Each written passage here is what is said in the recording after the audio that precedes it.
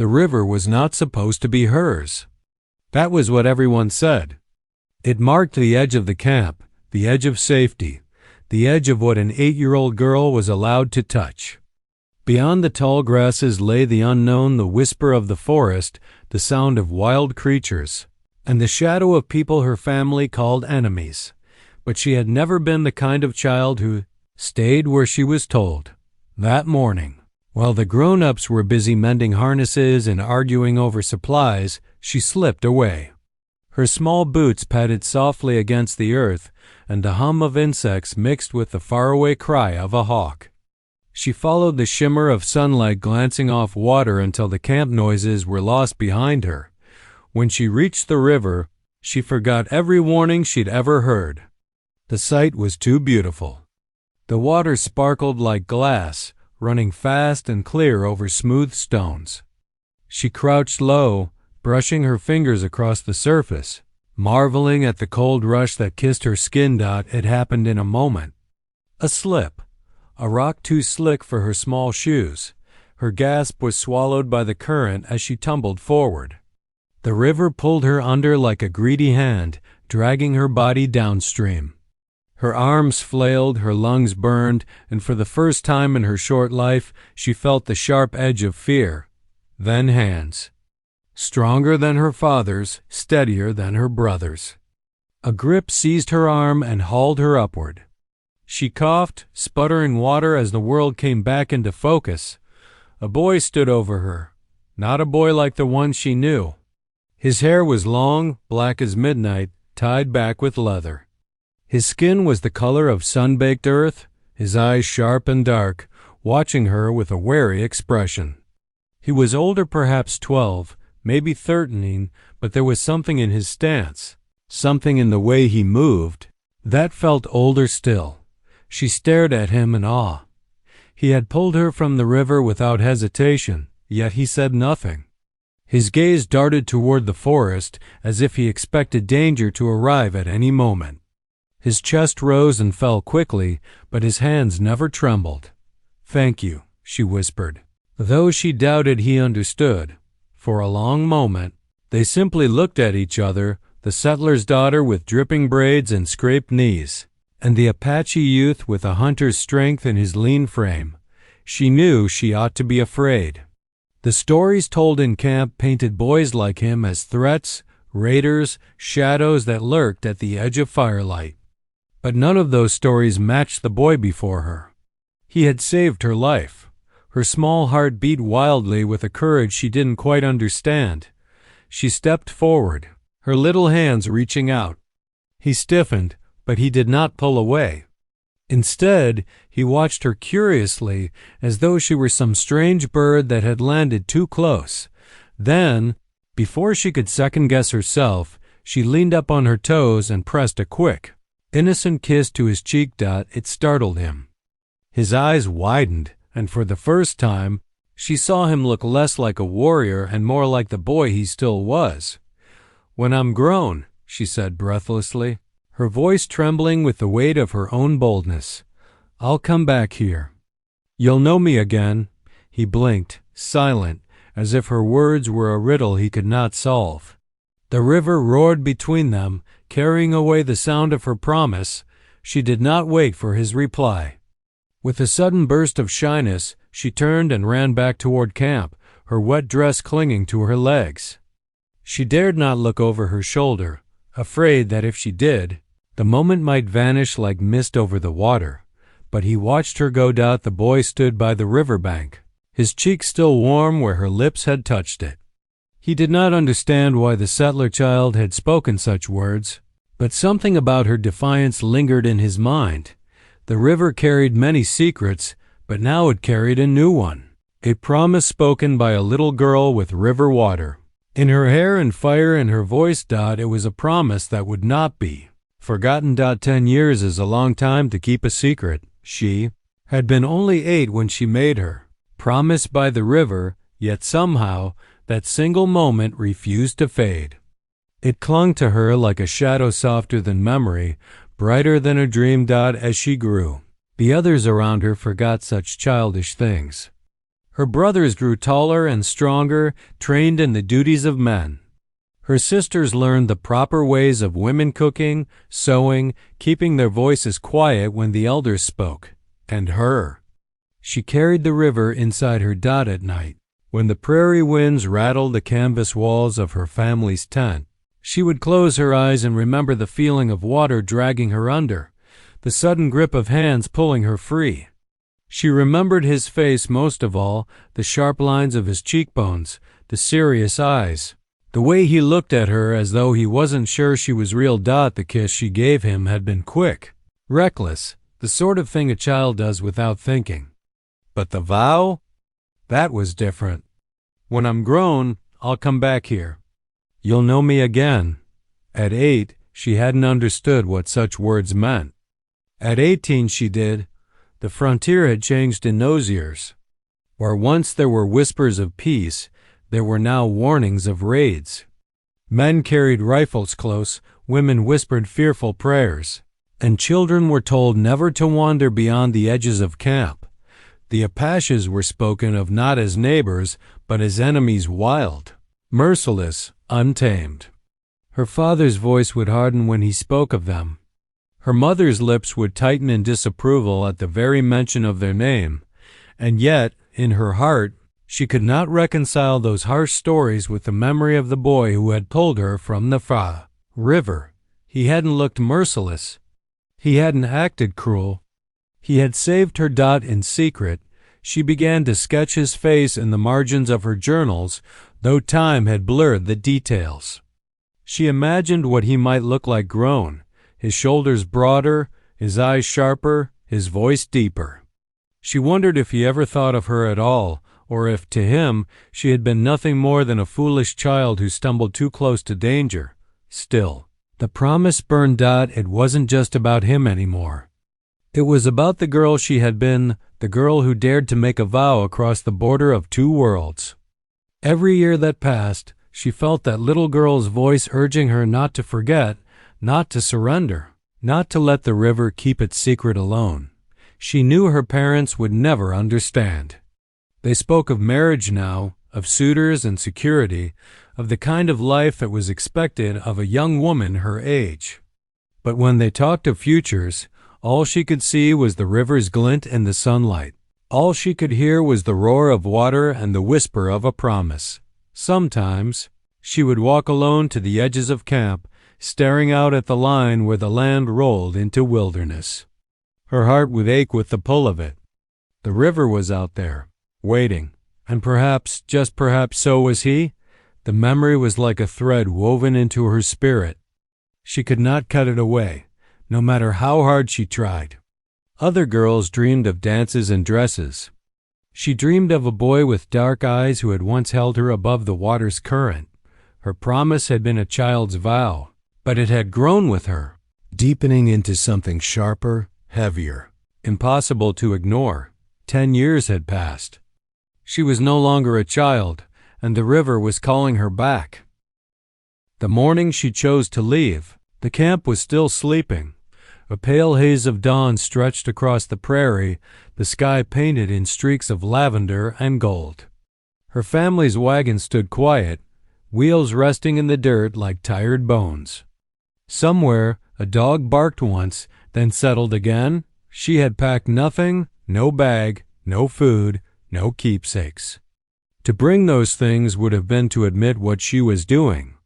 Instead, she slipped away in the dress she had worn the night before, boots laced tight, her hair braided back from her face. Every step felt louder than thunder. Her father had warned her all her life, stay near camp. Don't wander past the trees. The land belongs to others, and they will not spare you if they find you alone. But that same warning had echoed in her head for 10 years, and still the river called to her. She could not explain it, not even to herself. All she knew was that if she didn't go now, if she let another year pass, she would lose the part of herself that still believed in promises. The grass was wet with dew, soaking the hem of her dress as she walked. The farther she went, the louder her heart became, beating so hard she was sure it would betray her to the whole world. When she reached the first line of trees, she paused. The forest loomed like a wall, shadows between branches twisting into shapes that whispered of danger. She almost turned back, almost. Then the sound reached her soft, steady, familiar water the river. Her breath caught as she pushed forward. The trees closed around her, but the path was still there, the same one she had stumbled along as a child. Her memory guided her more than her eyes. She ducked under branches, brushed past thorns, and soon the forest opened up again, and there it was. The river flowed just as she remembered, silver in the morning light, curling and rushing over rocks that had not moved in a decade. It seemed impossible that so much could change her own body, her family, the whole frontier, while the river remained the same. For a moment, she simply stood there, breathing hard, staring at the water. Then her courage faltered. What if he wasn't here? What if he had forgotten her? What if he had never been real at all? Just a story she had told herself for 10 years to make the world feel larger than it was. She clenched her hands at her sides. No, he had been real. His hands had saved her. His eyes had met hers. His cheek had warmed beneath her kiss. She stepped closer to the water, her boots sinking slightly into the mud. "I came back," she whispered, the words carried away by the river's roar. A branch cracked. She froze, every muscle tense. Slowly, she turned her head toward the sound. A figure stood among the trees. For an instant, her heart stopped. Then it surged because she knew. Even before her eyes adjusted to the shadows, even before he stepped into the light, she knew that it was him. Older now, taller, broader, his shoulders strong beneath deerskin and beads. His hair was still long, tied back in the same leather cord. His face bore the same angle she remembered, though harder now, sharpened by time and battle she could not imagine. And his eyes, those same dark, watchful eyes, were locked on hers. Neither of them moved. The river roared between them, exactly as it had 10 years before. She wanted to speak, but her throat closed. She wanted to run forward, but her legs refused. All she could do was stare, her heart hammering as if she were 8 again, standing in awe of the boy who had saved her. But he was no boy now. He was a warrior, and he remembered her. She saw it in the flicker of his gaze, the tightening of his jaw, the way he did not look away. Her promise had not been forgotten. For a long moment, neither of them moved. The river rushed between them, a wild current carrying the weight of 10 silent years. She saw him first as the boy she remembered, dark hair, sharp eyes, the one who had pulled her from the water. But that image faded quickly, replaced by the man before her. His shoulders were broader now, his stance commanding, his face lined by sun and hardship. There was a scar running along his jaw, faint but undeniable, the kind of mark earned not by accident, but by survival. He was no longer just a rescuer. He was a warrior, and she realized with a sharp breath that she was no longer a child. Her fingers trembled at her sides, though she forced her voice steady. "I told you," she whispered, "I would come back." He did not answer right away. His gaze swept over her, not cruel, but searching, as if to decide whether she was truly the same girl he had once pulled from the water, or whether his memory was playing tricks. Finally, his voice came, deep, measured, accented in a rhythm different from her own. "You remember." The words startled her, not just because he spoke, but because he spoke her language, rough but clear enough to understand. "Of course I do," she said quickly, stepping closer to the riverbank. "I couldn't forget. You," her throat caught, her heart tripping. "You saved me." His expression did not soften. His eyes, black and steady, watched her as though she were fire, something beautiful but dangerous. "You should not be here." She flinched at the sharpness in his tone, but she did not back away. "I had to come. I promised I would." He tilted his head slightly, the faintest trace of surprise flickering across his face. For the first time, she saw a shadow of the boy she once knew, puzzled, curious, caught between mistrust and wonder. Promises, he said slowly, are not safe things. She took another step closer, her boots sinking into the soft riverbank. The water whispered at her feet, and still she kept her eyes on him. Neither is living with lies, she replied softly. And it would have been a lie to stay away. His jaw tightened. She could feel the weight of his silence pressing between them. Around them, the forest was alive with sound, the wind in the leaves, the rush of water, the call of a crow, but none of it touched the fragile thread stretched across the river's edge. Finally, he crossed it. With slow, deliberate steps he came forward, his moccasins soundless against the earth. He stopped only a few paces away, close enough that she could see the scar on his jaw more clearly, close enough that she could feel the intensity of his gaze. "You are different," he said. She swallowed hard. "So are you." For the first time, something changed in his eyes. Not softness, not quite, but recognition, like a flame catching on dry kindling. He had not forgotten that the memory was alive in him, too. Her breath hitched, and she found herself whispering, "You do remember me." He did not answer, not with words. But his gaze lingered on her in a way that told her more than speech ever could. It was dangerous, standing this close. She knew it.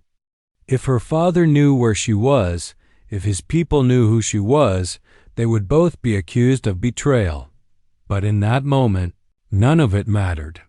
For the first time in 10 years, they stood face to face, no longer a boy and a girl, but a warrior and a woman bound together by the river and a promise that neither had dared to forget. The stillness shattered.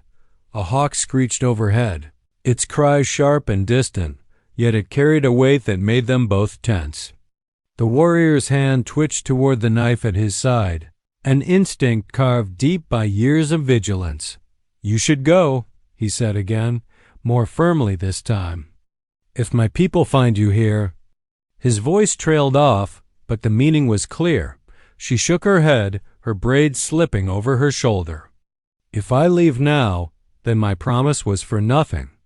Don't you see?" You do not understand," he cut in, his tone low but edged. "Your people and mine. There is no peace. Not here." She opened her mouth to argue, but a new sound stopped her, the distant thunder of hooves. Her chest tightened. She knew that rhythm. Horses, settlers. His eyes narrowed. He had heard it too.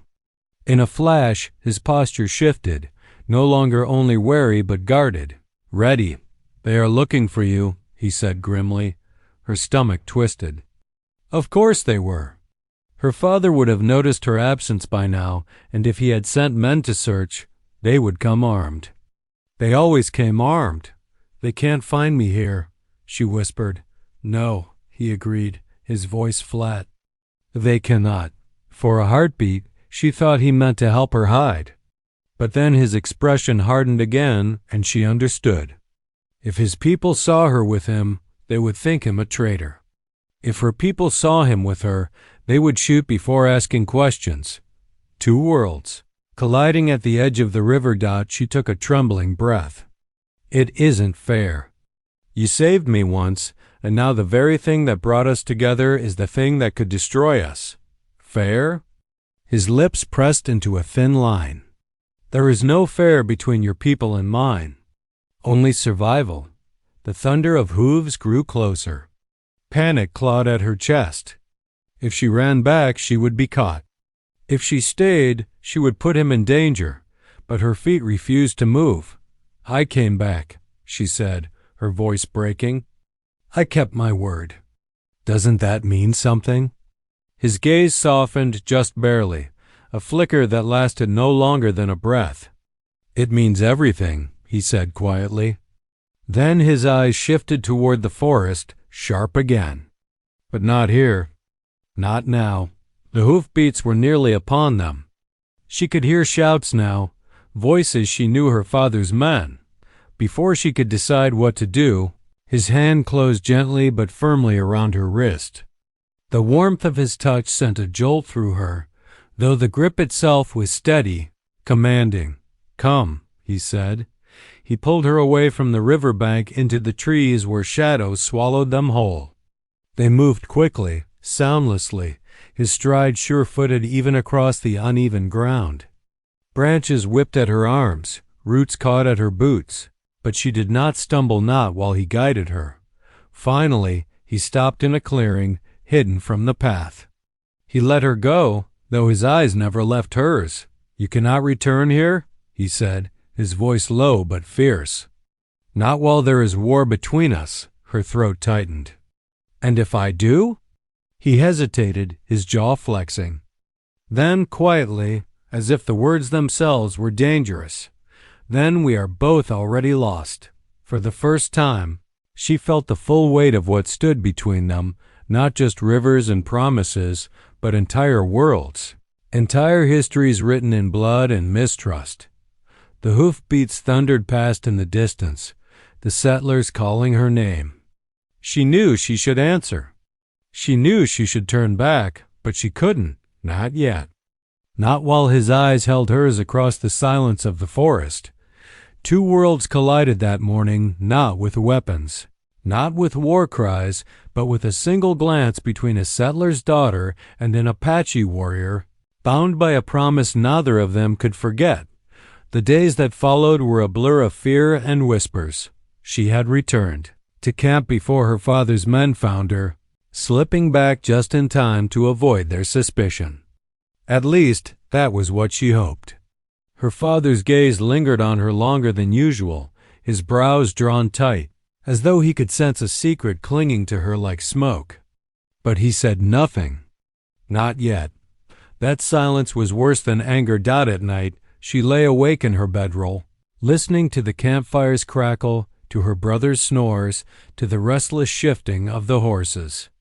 Every sound pressed on her like a question. How much longer could she live in two worlds at once? The pull of the river was stronger than her fear. Within 2 days, she found herself wandering back to its banks. She told herself it was foolish. If her father caught her, he would drag her away, maybe even force her into a marriage just to keep her tethered. And if the warrior's people found her trespassing again, they might not be as forgiving as he had been. But she went anyway, and he was there. This time, he did not startle when she appeared. He stood waiting, arms folded, his expression unreadable. The forest seemed to hold its breath around them. "You should not have returned," he said. "I had to," she answered, her voice trembling but steady enough. "I told you I won't break my promise." His eyes narrowed. "A promise means nothing if it brings death. My people will not trust you. Your people would call me their enemy. You walk a path that cannot hold both." Her heart hammered. "Then tell me what I must do." His gaze sharpened. He studied her for a long moment, as though searching for cracks in her resolve. Finally, he spoke, his words low and deliberate. "If you want to stand here, if you want me to believe you, then you must prove you are not just your father's daughter." "How?" she whispered. "By showing you are not afraid of the cost." She swallowed hard. She had expected a test, but the weight of his words sent a shiver through her. Still, she nodded. "Then give me the trial." The warrior tilted his head slightly, almost as though surprised. Then he gestured toward the forest. "Come." They walked deeper into the trees, the river's roar fading behind them. The forest grew denser, shadows curling thick around the trunks. She kept close to him, every nerve alive with the knowledge that she was leaving her world behind. At last, they entered a small clearing. There, waiting, were 2 more figures, Apache men, older, broad-shouldered, their eyes sharp and suspicious. The warrior spoke to them quickly in his own tongue, his words flowing like the river. She could not understand, but she knew from their hard stares that she was the subject of the discussion. One of the men stepped closer, his gaze cold. He spoke a single word, one she did not recognize. then turned back to the warrior with a sharp question in his tone. Her stomach knotted. She wanted to shrink back, but she forced herself to stay still, her chin lifted. If this was the trial, she would not fail. Finally, the warrior turned back to her. His expression was unreadable. "They ask why you are here," he said. "Why you come to a people who should be your enemies?" She took a shaky breath. "Because he saved me," she said, her voice rising in strength with every word. "Because 10 years ago, I promised I would return. And because I believe a life saved is stronger than a war fought." The words hung in the air. Heavy, uncertain. The two men exchanged glances. One scoffed, shaking his head. The other studied her longer, as though weighing the truth in her eyes. Finally, both turned away, speaking in low voices to each other. The warrior remained silent, though his eyes flickered with something she could not read: pride, perhaps, or fear, or both. When the men left the clearing, the warrior stepped closer to her. "You spoke boldly," he said. "But words are not enough. My people will still doubt. Your people will still hunt. If you stay on this path, it will demand more than courage." Her throat was dry, but she nodded. "Then I'll give more." For the first time, his expression softened, just a flicker, but enough to light something between them. "Then perhaps," he said quietly, "your promise was not a child's lie after all." The river had always been their meeting place. No matter how deep into the forest they wandered, no matter how sharp the shadows of suspicion grew, it was here by the water's edge that the weight of their world seemed lighter. The sound of rushing water drowned out the voices of fathers and chiefs, of settlers and warriors. It was a place that remembered them, even when the rest of the world had forgotten. She stood there now, the evening sun slanting low, painting the river gold. The air smelled of pine and damp earth. Her hands trembled at her sides, not from fear, but from the burden of words she had carried too long. The warrior was across from her, his stance tall, his eyes unreadable. The silence between them was not hostile, but heavy, thick with everything unspoken. Finally, she broke it. "Do you remember?" Her voice was soft, yet it carried across the water like an arrow. His eyes narrowed slightly. "Remember what?" She swallowed. Her throat ached, but she forced the words out. 10 years ago, a child fell into this river. You pulled her out. She kissed your cheek and made a promise. His jaw shifted, a flicker of memory passing through his gaze. Still, he did not speak. "She told you," she continued, her voice gaining strength, "that when she was grown, she would return. That you would know her again." A pause. The river roared, as though urging him to answer. Then, finally, his eyes met hers, dark and steady. "And you believe you are still that child?" She shook her head slowly. "No, I am not a child anymore. And you are no longer a boy. But the promise? It hasn't faded. Not for me. Has it for you?" He looked away then, his gaze drifting to the current. The scar along his jaw caught the last glint of sunlight. For a long time, he said nothing. She feared the silence would break her more than rejection ever could. At last, he spoke. "I remember." Her breath caught. He stepped closer, the distance between them narrowing until only the river separated them. His voice was lower now, almost a whisper. "I thought you would forget. Children speak quickly, easily. But I remembered your words even when I told myself not to." Her chest tightened. "And now?" His eyes returned to hers. They burned with something fierce, something that frightened and comforted her all at once. "Now you are here. And the promise is no longer a child's game."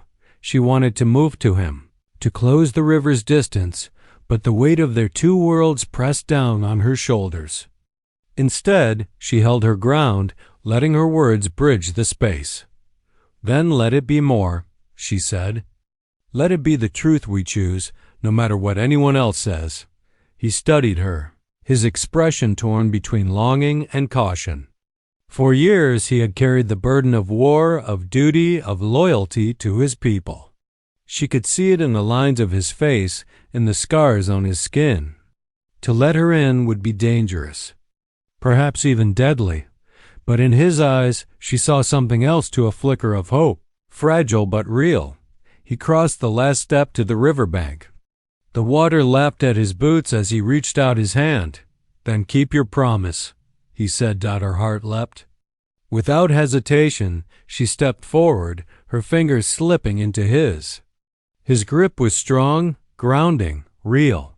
The river flowed around them, as though bearing witness. For the first time in 10 years, she felt whole. The child's vow she had once spoken with trembling lips was no longer just a memory. It was a choice, one she made again, fully, as a woman standing before the man who had once saved her life, and this time there would be no turning back. The river did not care for borders. It did not stop at fences or treaties, did not bow to the fears of settlers or warriors.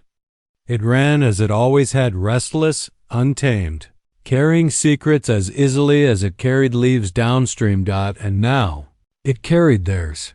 She stood with her hand in his, the roar of water filling the silence between them. For a moment there was no war, no mistrust, no eyes watching from hidden places.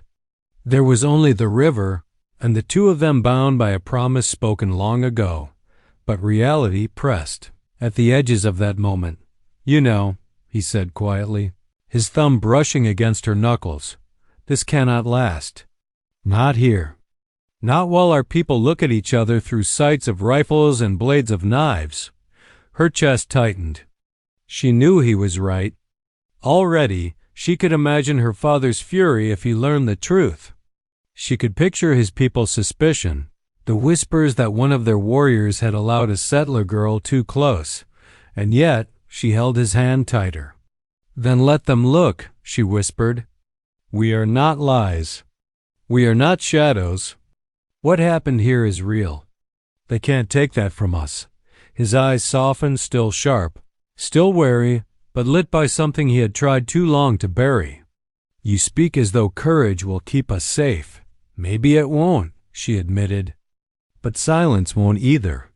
And I'd rather face danger than spend the rest of my life pretending this promise never happened." For the first time, he smiled, not fully, but a small, fleeting curve of his lips that made her heart ache. It was the smile of a boy who once pulled a stranger from the water, the smile of someone who had not yet been hardened by war. The sound of voices carried, faintly in the distance, her people calling, perhaps, or his. The spell of the river would not hold forever. He heard it too. His grip on her hand tightened, then slowly released. "Go," he said softly. "If they find us together, neither of us will be free." Her heart recoiled at the word. "So this is the end?" He shook his head. "No, this is only the beginning." The river surged between them, wild and constant. He stepped back onto his side, leaving her alone on hers. For a heartbeat, she thought the space would break her. But then he touched his hand to his cheek, the very place where, 10 years ago, a little girl had pressed a trembling kiss. His gaze met hers across the water. "You kept your promise," he said. Tears burned at the corners of her eyes, though she refused to let them fall. "And I'll keep it again," she swore. "As many times as I have to." The forest swallowed him then, his figure fading into the shadows as swiftly as he had appeared all those years ago. She stood alone, the sound of the river roaring in her ears, but she was not the same girl who had once stumbled into its depths.